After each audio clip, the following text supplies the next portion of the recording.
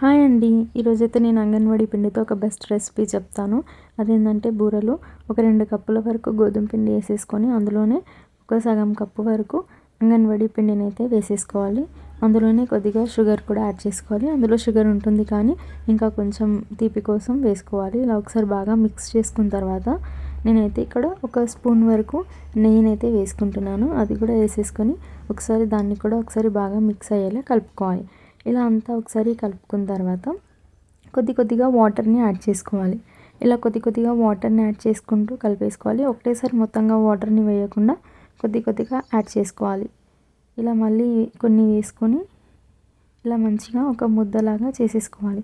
ఇలా చేసుకున్న తర్వాత వీటిలో నుంచి అన్ని చిన్న ఉండలుగా చేయాలి.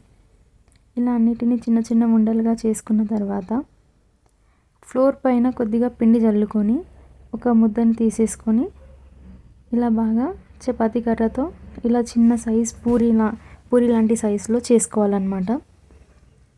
ఈ సైజులో చేసుకోవాలి. నేనైతే ఇలా అన్నీ ప్రిపేర్ చేసుకొని పెట్టేసుకున్నాను. ఇలా ప్రిపేర్ చేసుకున్న తర్వాత డీప్ ఫ్రైకి తగినంత ఆయిల్ని వేసేసుకొని ఆయిల్ బాగా హీట్ అయిపోయిన తర్వాత ఇలా వేసేసుకోవాలి. నీట్గా ఇలా 1 2 3 ఒకటేసారి వేసేసుకొని ఫస్ట్ అయితే మీడియం ఫ్లేమ్లో కుక్ చేసుకోవాలి. ఇలా మీడియం ఫ్లేమ్లో కుక్ చేసుకున్న తర్వాత హై ఫ్లేమ్లో పెట్టుకోవాలి. ఇలా మంచి రంగు వచ్చేసినాక తీసేసుకోవాలి. చాలా బాగుంటుందండి. చాలామంది అయితే పిండినైతే వేస్ట్ చేస్తూ ఉంటారు కదా.